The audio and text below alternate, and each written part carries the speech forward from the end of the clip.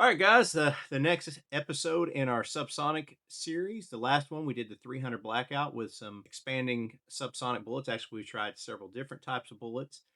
The purpose of this and that last video for me is I'm doing pest control for feral pigs.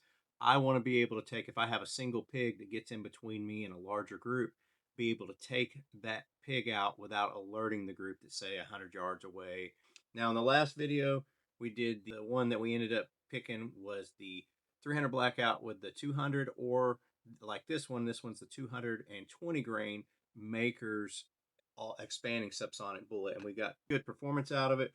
But we're going to step it up a bit for this video, and we're going to do the 8.6 Blackout with the Makers expanding subsonic bullet, and look at the difference in size. This one is a 350 grain subsonic bullet, so a lot more mass to it, a lot more size. It's going to expand, even the petals expand out. In fact, I have an expanded one right here, so you get that expansion out, and it has a super fast twist rate because the platform I'm going to be running on is the 8.6 fix with an 8-inch barrel, but it has a 1-in-3 twist, so it's really spinning that thing around fast, and these pedals are going to be cutting stuff up. Now, this fix, I had a hard time finding one, but I finally found one at Silencer Shop. They got it sent to me. This, again, has the 8-inch barrel, chambered in 8.6. It is a bolt gun. On top, we have the Rix Storm 6R with the rangefinder on here, and it turns out to be a perfect little package. And when you fold this up, it's even better. So I'm able to put this on, put the sling on over my back, and carry my semi-auto rifle to finish off the group after I get my single bore taken out, and it's an extremely light package. For the suppressor, again from Silencer Shop. Now this is, I don't have the pork chop. This is a prototype. This was the original when hell, the 8.6 was still, I think, called the 8.6 Creedmoor. And this is from Q as well. It's a half Nelson. It was a prototype can for the 338.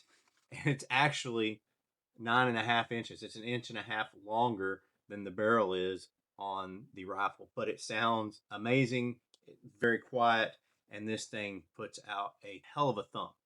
The ammo I'm using, I didn't have dyes ready. I do now, and I've got some Maker bullets, but Just Cause Ammo sent out these 350 grain 8.6, and they actually wrote me a nice little letter. Paul is the owner of Maker Bullets, and I'm actually a personal friend with him, and he contacted these guys, and they just wrote a letter saying, Paul asked us to send these out to you, so we sent them out. Please let us know how they do on the feral pigs. And then they sent that already expanded 350 grain bullet with it. So we're going to get it out into the field. I'll tell you.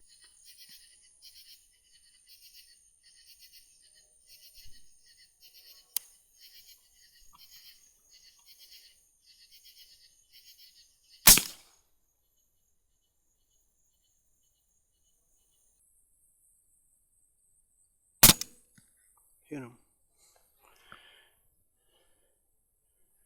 Oh, yeah. Nice.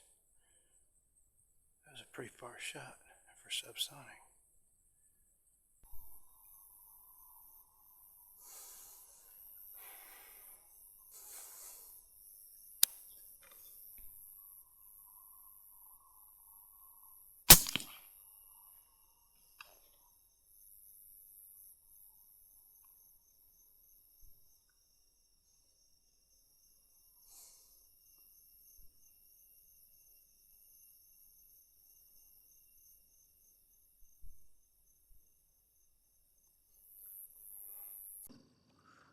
Flip them over.